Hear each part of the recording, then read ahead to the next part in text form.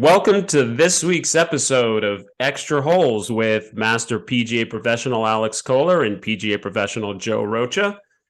Thanks, everybody, for tuning in. We have a great show planned for you. We have three interesting topics. We have a segment, our standard segment, Tour Talk. We're going to talk a little bit about the LPGA. They had a major this week. And we're going to go over the team event on the PGA Tour, talk a little bit about that. We're also going to get into some junior golf today, an important segment of our golfing population, of course, the future of the game. And then lastly, our From the Lesson Tee segment, we're going to talk about some drills, maybe some swing thoughts as far as how to take your game from the lesson tee, the practice tee to the golf course. So what do you think, Alex? Get right into it? Let's do it. Let's do it. Our first topic. Did you watch some of the LPGA this weekend, the Chevron Championship, formerly the ANA? So I tuned in on Sunday, primarily. That's the only day I caught, which if you're going to watch any of the 4 days, Sunday's the day to watch because you're going to see the winner and you're going to see the best golf and you're going to see more drama. Because that person that maybe puts it in the water on 17, the consequences are, more dire because there is no next day I can come back from that score. That could end your potential victory. Or, if you could birdie those last couple holes on Sunday, you're raising the trophy. So it's high drama. And if I could tune in one day, I like to, Sunday is my day. Now, I have known one of the players since she was probably 6 years old. Her name is Megan Kang. She grew up in Rockland, Massachusetts, and her house is actually very close to Harmon Golf and Fitness Club, where I taught for almost 9 years. So I got to see her as a very small junior. And I can remember when I first saw her on the range, I stopped in my tracks. Really? And how old was she when you first saw her? Was it 6? 6, yeah. And you stopped in your tracks? I couldn't believe what I was seeing. Someone that small with such a good swing. And, it wasn't like she's over there topping the ball. She was compressing it. She was amazing. Her swing was, almost fully formed. And gosh, her ability to hit a golf ball. I immediately turned around. I was heading to get a sandwich, quick lunch. I turned around to get my video camera, and I approached her father, Lee, and said, "Do you mind if I take a video of your daughter's swing?" Now, you always want to ask, especially when you're working with, I wouldn't just film somebody without asking permission from their parents. I think that's just respectful. And he said, "Go ahead, sure, go ahead." And cool. I introduced myself to both of them, and that was the start of a real great friendship. I still, reach out to Lee, and we are friends to this day. And I still talk to Megan. I've known her since she was 6, and we would play the Pro Junior together. Right. I remember. And, we actually, I don't think there was a year we lost. With Megan as a partner, I couldn't lose because if I was not so great on a hole, she'd end up making a natural birdie. She's on and incredible. Doing. I'm like, I could just stay in the cart and we're going to win this tournament. So anyway, I digress. She's on the LPGA tour. She went right from high school to the tour. She graduated high school, then she went through qualifying school, and she got on tour directly. She could have gone to any college she wanted to play, but she was already fully ready for the tour, and that's what the decision that she made. And she's played, I believe, in the last 2 Solheim Cups. Right. And so she's got a killer instinct. She's got a killer instinct. She's just so close to being a tour winner. and she's had, gosh, a handful of top fives. And Yes. on Sunday, starting the round, she was one shot off the lead. So I'm saying, okay, if she could go low, this could be her maiden, her initial victory on tour. And I think it'll springboard to many, many more victories. But anyway, unfortunately, Megan didn't play her best golf. She started off with a double on the first hole. It was not on television, so I don't really know what she did to get her double, and I didn't reach out to her. But on the front, she was 3 over. So Yeah. obviously on Sunday, you're going the wrong way if you're Yeah. plus. So she Yes. was not really a factor going down the stretch for the trophy. But I did watch it. I love watching women's golf. I love their, gosh, they have such great rhythm. Yeah. Balance, So rhythm. Yeah. I love watching the women, You know, play. And yeah. so, You know what's interesting is a friend of mine knows Megan Kang very well. So he has a yeah. company that is John Lawrence. He wouldn't mind me mentioning him. A company that he has, Tournament Solutions, which is now owned by a company, Ahead, local companies, and he knows Megan very well. So I played with Lee, Megan's dad, a couple of years back, and what he told me a number of stories, but when they played together, when she was young, if she made a double bogey, she had to pay him. So I think I don't know what I think it was $1 back then. But I think she owes him big time for that double she made on number 1. Sorry, Megan. But yeah, she's poised to break through, but it is as incredible a player as Megan is, it's so competitive out there, isn't it? I mean, when I looked at the top of that leaderboard, there were a number of ladies. Angel Yin, who was right at the top, who, sort of had it in her hands there, like you said, coming down 16, 17, 18, but lost it. Lydia Vu, who ended up winning. So these are also ladies who are searching for their first win. Yeah, you're going up against Nelly Corda, who's a phenom. So there's so many great players, and it is really hard to break through, and it's 4 rounds as well. So I had an instructor, a great friend of mine, who used to tell me, you want a 4-round swing, right? You want to build a 4-round swing, not a 1 round, not a 2 round. It's demanding, isn't it? It's not only a 4-round swing; it's a 4-round mentality. You've got to be mentally able to play smart golf, attack the pins that suit your game, maybe lay up on a par 5 when it's called for. You need to make really good decisions for 4 days. Okay, maybe on the back 9, you may have a chance of taking the trophy. Okay, on that point, did you watch Angel Yin coming in down the stretch? What happened? Yeah, she went bogey, bogey, birdie. What happened? The interesting thing, did you watch her in the fairway bunker on 16, though? So what happens is she has a 2-shot lead, and Lydia Vu ends up birdieing 18. So now her lead's down to 1. She's on number 16. Now, Angel, she has had some injuries the last few years, but she's still one of the longest hitters on tour. She hits it in a fairway bunker on 16, and I'm talking about decisions. You bring up that point in the course management.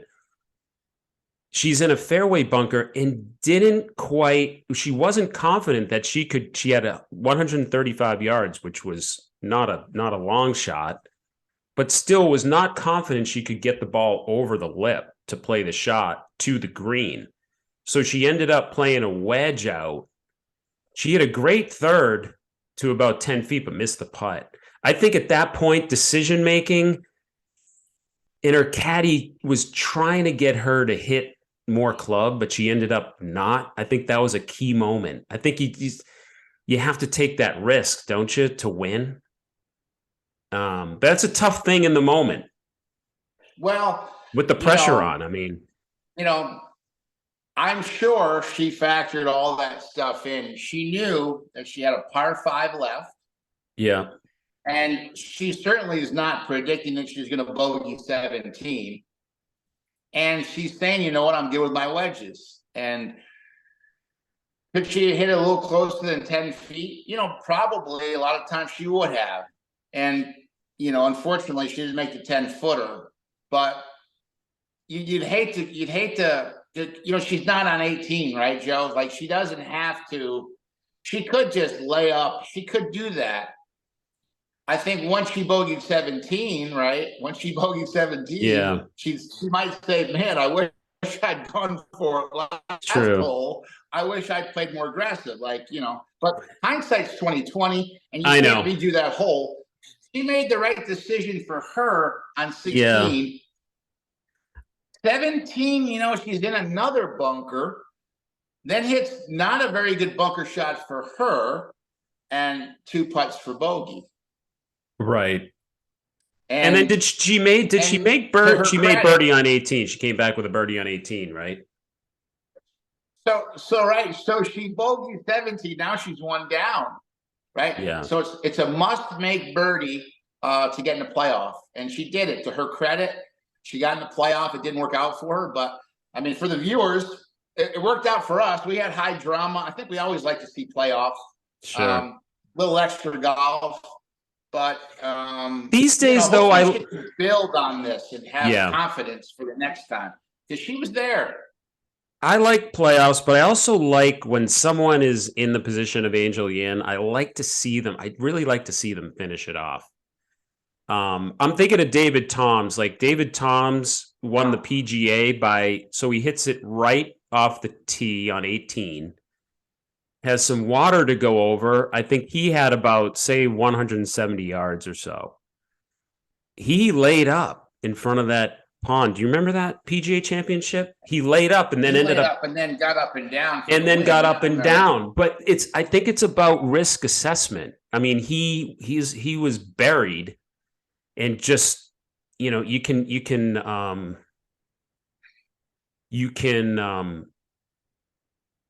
agree more with David Tom's decision than Angel. I really wish she would have gone for that on 16, but I digress. But no, like you said, the decision making, it comes down to, boy, everything's in the mix. I mean, we talk about swing mechanics, but here's an exit, which is huge. But when you compete, it's all the course management, the risk assessment, the decision making.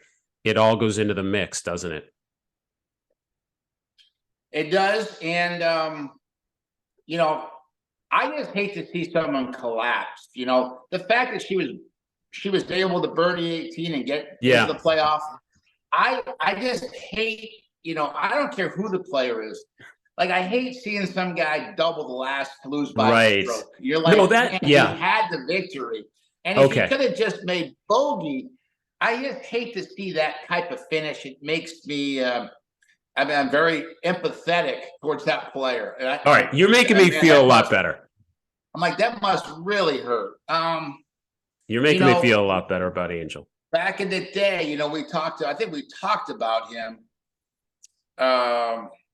Gosh, he laid up at the Masters. This was years ago.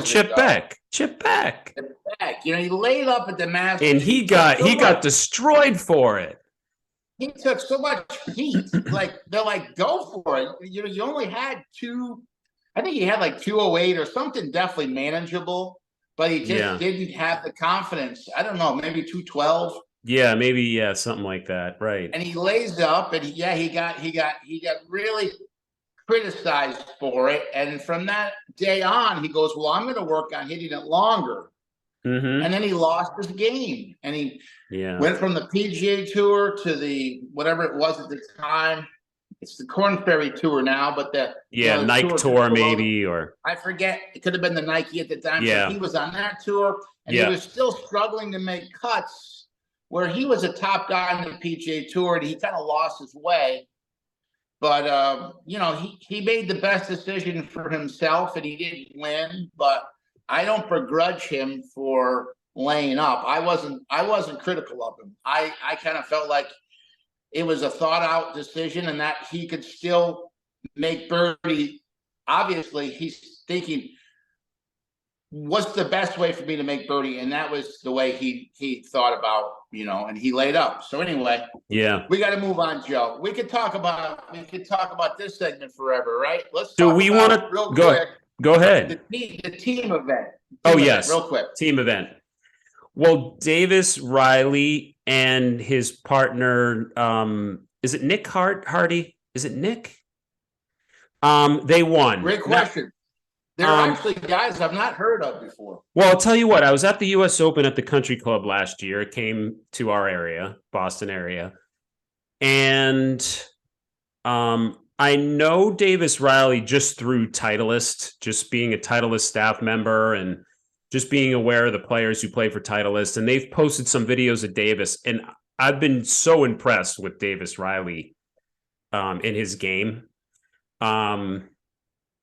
And so I was not surprised. He was one of these guys that was sort of knocking on the door. Nick Hardy, I taped at the US Open. And I was so impressed. I use him as a model occasionally.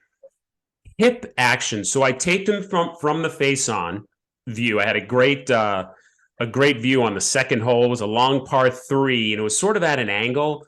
So I had the caddies were out of the way. I got a clear view, and of many of the players. But Hardy is, and if I'm getting his name wrong, I apologize. But Nick Hardy will say, great lower body action.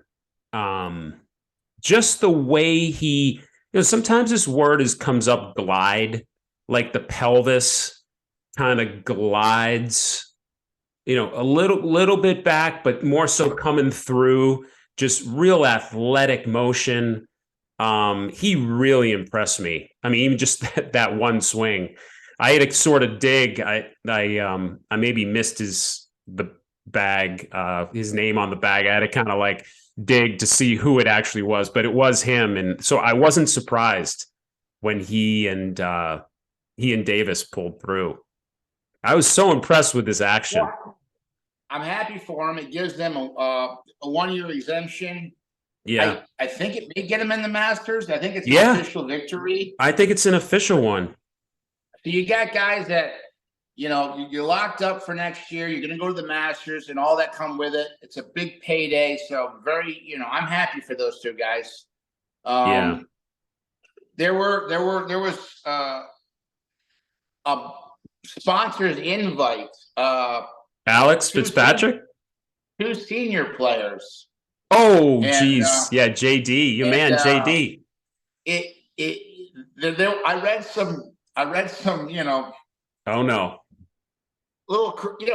Some people are a little critical and they're saying, these guys, they didn't even come close. They right. were, I think, 14 over. They're like, hey, you could have given this exemption to, more viable team that could have maybe had a chance of winning. I know.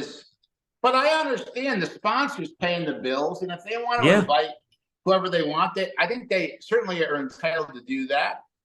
Could you have invited more of a competitive team? You probably, that would have been pretty easy to do. I know John. I love John, but he's still hurt. I think he's still limping around. And David's game hasn't really been informed for a while, David Duval. So the tricky thing, though, is like kind of like me with Hardy, even though I love Nick Hardy, I'm saying I want to make sure it's Nick. So people don't know the players that well, so to get, on the whole, right? We know Rory, we know Tiger, we know Phil's gone to the Live Tour, but JT, Justin Thomas. There's another JT by this kid, JT Poston is he looks sort of like an underdog stature wise, but man, he can really strike it. I saw a cool video of him swinging it, and I really like him too. But what I was going to say is, No, JD, John Daly, and Duval have the name recognition, right? So they They play. do, but I almost think like it's obvious they invited two senior tour players, right? They're both Yeah, above 50.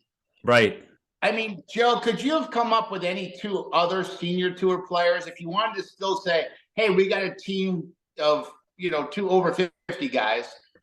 Would you, let's just say you were a sponsor, would you have Yeah. invited two other senior tour guys as a team that maybe still has a name recognition and could still sell tickets, but actually be a little bit more competitive? Yeah, maybe Ernie would be part of that. Ernie, The Big Easy, Freddie, Freddie, Ernie and Freddie. The Big Easy and the that'd Big be a Easy. cool The team, Big Easy and the Big right? Easy. How did they miss that? Okay, I maybe next mean, year. I mean, What do you think of the team competition in general? Do you like the switch from the usual individual? What do you think of it?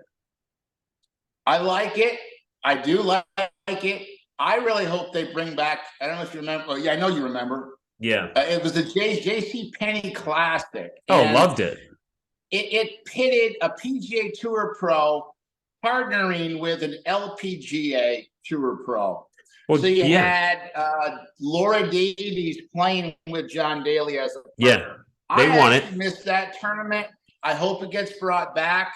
Obviously, probably a different sponsor, but I think Nelly Corda playing with who knows, but I think that would be an awesome tournament. I I think they like might everything have one in the. I think they might have one in the works actually to bring that. in the There's been, works. yeah, there's been I some. hope so. There's been, if it's not on the schedule this year, it's going to be. I'm sure next.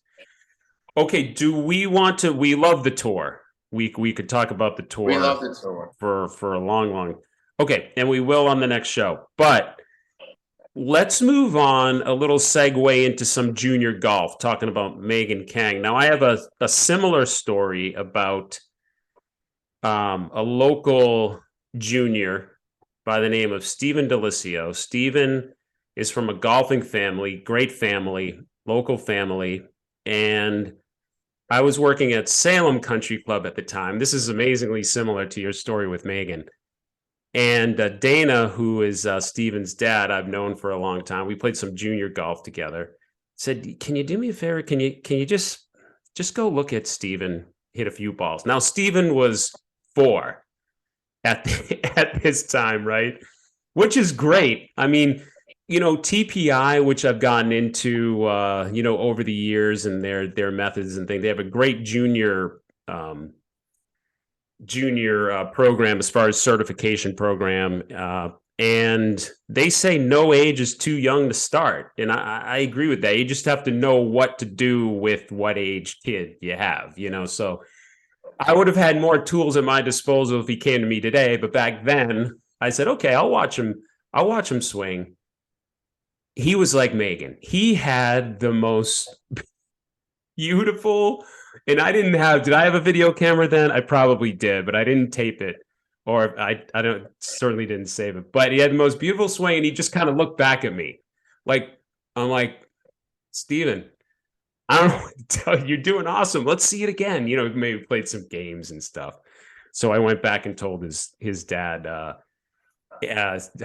awesome his son was swinging it. He had an older brother, Anthony, who was a great player too, but Steven ended up playing at Duke. He won the Massachusetts Amateur at the Country Club in sort of record fashion, made just a ton of birdies that week, and now is playing, kind of trying to find his way on the pro tours. But okay, so that's one side of junior golf. These kids who they have it from the start. But then that's not everybody, right? It's not everybody. It's really not everybody. We know that. Yeah. But if you look at a lot of the guys That's that an made understatement. it on, if you look at a lot of the guys that made it on tour, and gals who've made it on the LPGA, if you ask them their background, they would say, yeah, I was always really good as a kid. I won Yeah. tournaments, and they just kept getting better. And now they're playing professionally. Have you ever talked to a tour player who said, "Man, when I started playing golf, I just couldn't even hit the ball, and I was terrible until I turned 18." Maybe I've Paul never heard that Azinger. story. Azinger. Paul That's someone who comes to Azinger, mind. well, I think he started playing late. So, Yeah. yeah, his first couple of years probably weren't like, other kids have been playing for 10 years when he started playing. But I agree So with you. Yeah. They get off and you look running at these early. kids, you can see the talent early. And if, Yeah. like, gosh, Spieth, he was, Oh, I number mean, one junior player in the country, right? and his buddy, right? JT, JT. they played junior golf together. Yeah. They were little studs. They were great little junior players, and now they're both major champions on the highest level, right? Yeah. So I do think that if you talk to Jordan Spieth, he'd tell you though that he was encouraged and played all sports. He didn't specialize in golf, even though he was good. It wasn't like he didn't play basketball or baseball or probably some pickup football. A lot of the kids played all sports, and I think that's important for the parents out there. I personally would not specialize a junior until maybe high school. Like if high school, you say, "Hey, okay, listen, you're good at two sports here. Do you want to just focus really on one?" So until age 15 or 16, I would say play every sport you can and really enjoy being a kid. Yeah. And I think the more you have a sport background, when you do specialize, it'll do nothing but help you.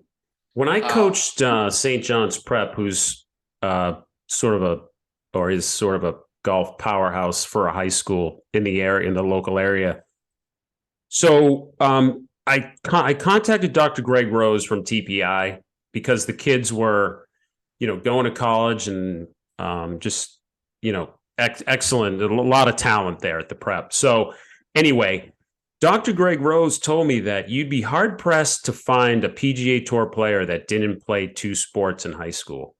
So I always encourage the kids for sure. I always encourage the kids to find to play to stay with their sports through high school.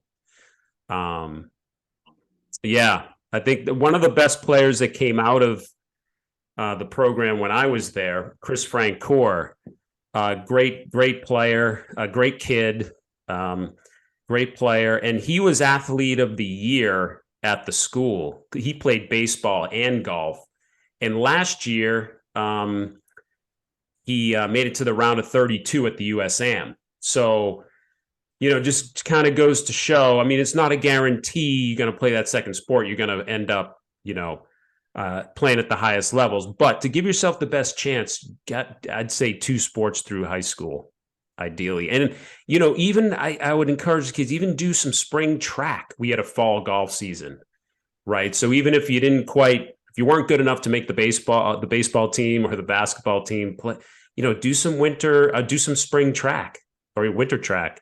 Run the 40, get some athleticism, jump. What are the Olympics? How high can you jump? How far can you throw? That kind of thing. So get the how fast can you run? The more athleticism you may have, the better you're going to be able to compete as you get older, right? For sure. And again, listen, I'm not trying to tell people that they have to specialize and quit all of their sports when they become a high school athlete. If you Right. are wanting to play two sports, play them. But I'm just saying I wouldn't suggest that someone specialize and pick one sport before high school. You're right. If you get into high school and you want to say, "Hey, listen, I'm clearly better at golf than I am at basketball. I've already reached my peak and I'm 5'8". And I'm probably not going anywhere with basketball, but golf, I'm going to put a little bit more time into golf now." You know, I Sure. think that's when you can pick and choose and maybe prioritize one sport over the other. Yeah. You know, bringing back Megan, to my knowledge, she didn't play anything other than golf, so she was kind of a rarity. I think you know, Lee, her father, was really her only coach. I would, you know, like your you know, you gave me an example of the father said, "Hey Joe, can you just take a look?" Yeah. Lee every once in a while would say, "Hey, she's not really, you know, listening to her dad. Could you take a look and could you maybe say it a different way?" And I would always say, "Sure, I'd love to watch Megan and film her, talk to her." You know, she was really uh, a very bright um, kid. So you could Mm. talk to Megan almost like an adult, and she just understood what you were saying. So she Mm. was, you know, she's special in more than one regard. She's a really, really, really bright person. Hmm. But so I would work with her very limitedly, and just try to kind of help. Um, you know, Lee would say, "Hey, I want to do this. Can you?" I said, Get "Sure, Lee's message across. I'll convey it my way." But yeah, I get it. Yeah. But I don't think they ever had. I don't think they ever had her do any other sports. I think it was just always golf, and they were pretty. You know, it was a year round thing for them. They would not miss a day. No days off. You know, it was Right. snowing. You know, at Harmon we had kind of covered bays, so you weren't. If it was raining, you could still hit balls, and you would be. You know, it's probably not comfortable if it's New England, Joe, and it's Yeah. 35 degrees and snowing, right? It's not comfortable out, but you could hit balls, and she did. So she was Yeah. year round, and she was really all about golf. But most kids are going to want to play other sports, and I would highly encourage the parents to allow all these sports to be introduced to their kids. I think it just gets them more well-rounded athletically. Would you agree with that, Joe? Oh, 100%. And what's important too, just talking about different age groups, but prior to high school is, the unstructured play is really important. I think when we grew up, we had a lot more unstructured play than kids do now. So it's not like you have to enroll your kids in programs. Now, you might feel like you have to because there's no kids to play. Might be not many kids to play with like they were back in the day. So every situation is different. But the unstructured, a little less emphasis on the winning, um, I think until you get to high school is a good thing, and more emphasis on having fun, playing multiple sports. A simple thing is just change sports each season. Each season, play a different sport. I mean, that would be the ideal. As And a parent, encourage your kids, right? Just be encouraging. yeah, It's not of about the course, trophy. yeah, It's and about the journey. It's about uh, so many things, right? But I just be encouraging to your kids. You know, when they absolutely. fall, be there to pick them up. That's all. Yeah, and if I were to say one final point on the juniors, and it depends on what age, because with TPI they really have a great program, and really some really smart people are behind it who have done a lot of study in junior development, junior athletic development. Golf aside, just multiple other sports, but they applied it to golf, and there's windows of opportunity based on the age of the child. So the thing I would my last point would be, until your child is, say, 8 or 9, refrain from trying to tell your child what to do. Like, for instance, TPI will say, you might ask your child, hey, say they're holding it cross-handed. You might say, hey, what do you think? Maybe try it like this and see if they like it, they'll do it, or they'll tell you like, no, I want to do it like this. Well, okay, that's fine. And just like you've said before, play some games, keep it fun. And I think that's an important thing. And I do that with the kids who come that are real young, is I ask them I give them different options. I have them swing lefty, swing right-handed. So I think that's important. I think the less how-to instruction parents can give their kids, because I hear them at the range, keep your head, keep the, and it's handcuffing the kids, and they're really at a stage where they need to explore, and you don't want to take that away from a kid. So, Agreed. okay, do we want to get to our last topic? We're having too much fun, Alex. We got to rush. We feel like we have to rush through these topics. Okay, on the tee, we're on the lesson tee. Let's give it a few minutes. Okay, we're on the lesson tee. Our bread and butter. We're on the lesson tee. We saved the best for last. What are you doing these days as far as, or what has worked in the past as far as drills? People like their drills. I have to say, I'm all ears because I don't use too many drills. Maybe I should use more. What do you think? So I think drills are, I think they're very important to progress a student quickly, or quicker than if you never gave them a drill.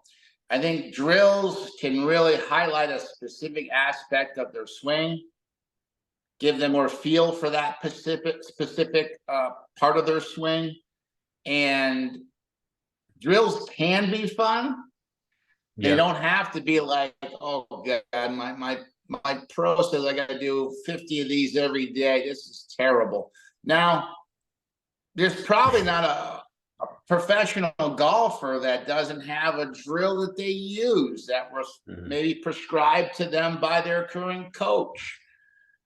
Tiger Woods did a specific drill called the stop and go, prescribed to him, and under the eyes of Butch Harmon. Now, Butch Harmon was there for most of the time watching Tiger do this drill, where Tiger basically swings to the top, has a full pause, and then from there goes ahead and strikes the ball full finish, max speed, or thereabouts. Do you know why he did that drill with him? Was it that stuck thing, or he was trying to get the right elbow in a better position. Okay. Tiger used to be a little bit across the line with the shaft, and they were trying to get the shaft more left across the line, more left. And they were really working on the position of the right elbow. And that's why he had him do the drill. And to get less stuck also, I think because he had a short position of the backswing, that he was able to get now the arms to get more in front of his body and not trail so much behind him. So anyway, that drill, Tiger would say he hated it, but it was very effective. It changed his swing. And once he got it, he could see the benefits from that drill. He could see, he's like, wow, my ball striking is just getting more and more refined. My misses are becoming less, excessive. So I think of Nick Faldo, and Nick was a drill guy. He needed drills. He needed drills to practice. He wanted drills. So some people are like that. Some people aren't. Seve Ballesteros, I would say probably he would not be a drill guy. He's more of a feel type of player. And I don't think he wants to know every single, he just wants it to be more fluid, flowing, and he wants to create shots. Right. Where I think Seve was more about, let me hit the fade, and I'm going to finish here, or I'm going to hit the draw. And he was more, we always say he was an artist. Well, Nick Faldo was more rigid with positions. He wanted to know the shaft was at this angle, and he brought it, so his main drill was the preset drill.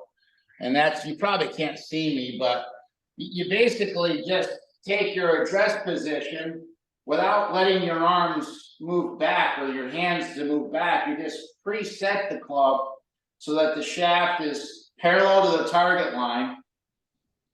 And the leading edge of the club is basically vertical. So from here, you can just turn it to the top and strike the ball. So full finish. Now, Nick Faldo said he would do that drill 8 hours a day with a 8-iron with teed up golf balls. So he had an assistant with him who teed up the ball. He said, I'm not trying to make the drill as hard as possible. I want the drill to be actually as easy as possible while I can still do the drill perfectly. So he's not going to do the drill with a 3-iron out of a divot. It's a perfect lie, 8-iron off a tee, but I'm going to make sure I do the drill perfectly. So that was you know, his mindset. So have I used the preset drill? I really like it. I think a lot of people don't have an idea for where they need to be at the top. They don't have the feel for the right arm. So I'll have them do that drill and I'll tee it up for them. So during the lesson, I know that if I'm teeing up the ball, if I'm doing the work, they're okay with any drill I give them. Are they going to do it on their own next week? Who knows? But I think, you know, I've never had anyone fight any drill during a lesson because, you know, you're a team, right? You're the coach, they're the student, you're working together and you're doing some work and you're sweating and they're sweating and, you know, they know you're doing this drill to get the best out of them or to get that correction. So real quick, Joe, before I switch it to you. Yeah. The preset drill I use quite often. The stop and go I have used, probably not as much. The step drill I use quite often to promote sequence. Sure. Because we always talk about the kinematic sequence. I just say it's just the proper sequence of, you know, from ground up, the chain of events, how to produce speed. So feet together, create a backswing while the club is still swinging, step towards the target, and then go ahead and swing through. So it's a step and a swing, and you get the timing right, and the student really gets a lot out of it. And kids actually think it's fun. It's a fun drill. Sure. Step and swing. On that, a basic push the ball back. You know, sometimes players typically they may have a backswing that gets the club lifted a little bit too early. So I'll have the intended ball they're going to hit, and I'll have another ball behind that. I want them just to push that ball backwards, and then go ahead and strike. So it gets them not to pick it up, gets them to have the club work a little bit more on the target line, a little bit longer, and the club essentially stays lower to the ground for that first foot. You know what I'm saying? Yeah, of course, right. So push the ball back drill. I'll leave you with this one, and then I'll throw it your way. Jim McLean would have it's almost kind of a Mo Norman drill. He had Brad Faxon do it, where you're addressing the ball and then you just move the club and, you know, your torso, everything is going to be moving. You put the club down more that it's right even with your right foot. So there's a gap between the ball and your club. And from there, you start the backswing. Okay. And then obviously it forces you to have to find the ball and move forward. So you're actually pre-setting the backswing 6 inches. Right. You know, that's what Mo did. Yeah. It's a drill. Yeah. You know, Mo took it to the golf course. That's what Mo did every shot. If somebody gets good at it and wants to do that, I'll say, go do it. Sure. You know, if your drill becomes how you do it every day, then, you know, good on you. Yeah. Well, there's a lot of drills, Joe. I could probably keep going on and on about drills I use and drills I like. Single-legged drills, single-legged, single arm drills. We're just trying to promote proper movements of the club and body. Isn't that what golf's about? It is. So what I'm hearing you say, you bring up some great points. So like one thing is find your own drill, right? So it's interesting when you start talking about players. Again, we're back on the tour, but we love the players. But see, it just seems to me like what you're saying is, granted, you can use a multitude of drills, but it seems like the players you're talking about, and a couple of the players I'm thinking about, they sort of have a certain drill, kind of a go-to type of go-to drill. So that's a cool thing. How certain players, just an interesting thing, how certain players gravitate towards certain drills. Like Butch Harmon didn't do that drill with everyone he saw. He did it, with Tiger, and I'm not sure, who else he did it with, but that's a sound drill. And then I'm hearing also, I think it's nice to break the swing down into parts, perhaps, and then build it back up, of course, with the rhythm, the step drill. But yeah, like you said, to get players new to the game or experienced players even to focus on a certain part of their swing can be a good thing. The step drill is great. I was turning the channels, I think from ESPN to the Golf Channel, and ran across a cornhole tournament. These cornhole tournaments are on. So, so with juniors, I'll have them underhand throw. Sure. Especially the young kids, right? So we'll have a target with, say, 5 holes in the net, and 1 through 5, and it's pretty cool. They have different sizes, so it's interesting.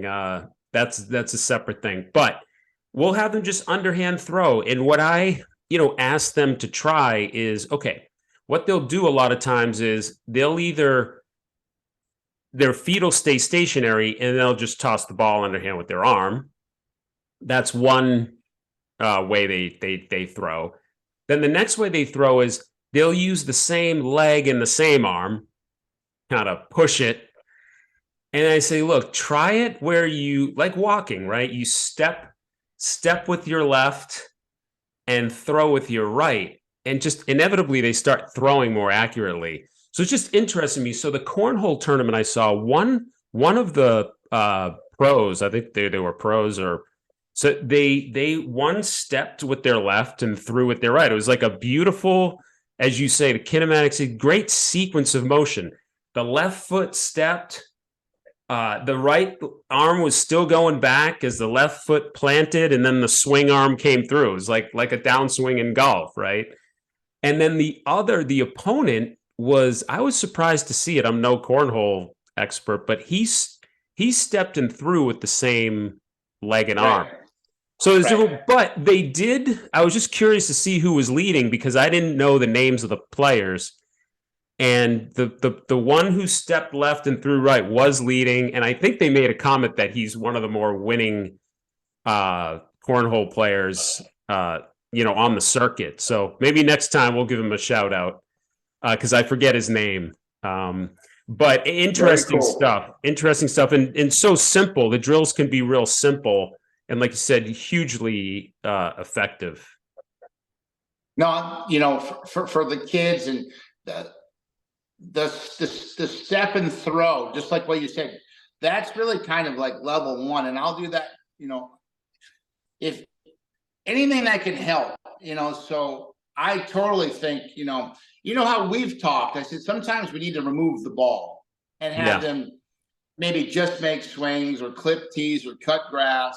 And sometimes you have to remove the club and have them step and toss a golf ball or a beanbag, Yes, yeah. And, I'll put a shaft on the ground or a piece of tape, and I'll say, okay, we're gonna step across the line and toss. That's kind of to get that right, because you said some of them step with their right, throw with their right. So if it's a little kid, I'll just say, listen, we need to step with the left and toss with the right. Yeah. And if you give a kid enough visuals, he can do it. But no, those are awesome to get the right movement patterns for golf, right? That same movement pattern.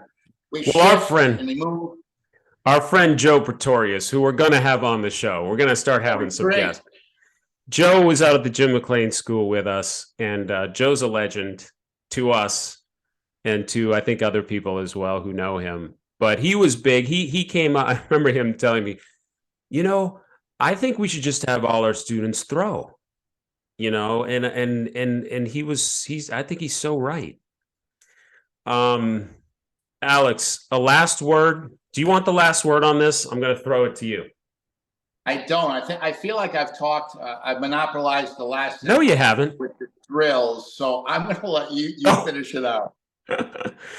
Okay. Hey, I had a great time as we have now this is our third episode of the show, and I hope everybody had a good time listening.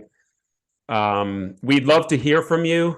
Eventually, we're going to put everything under one umbrella, email and website where you can go. But for right now, if you want to contact me, Joe Rocha, you can contact me at my website, Joe Rocha, ROCHA golf.com.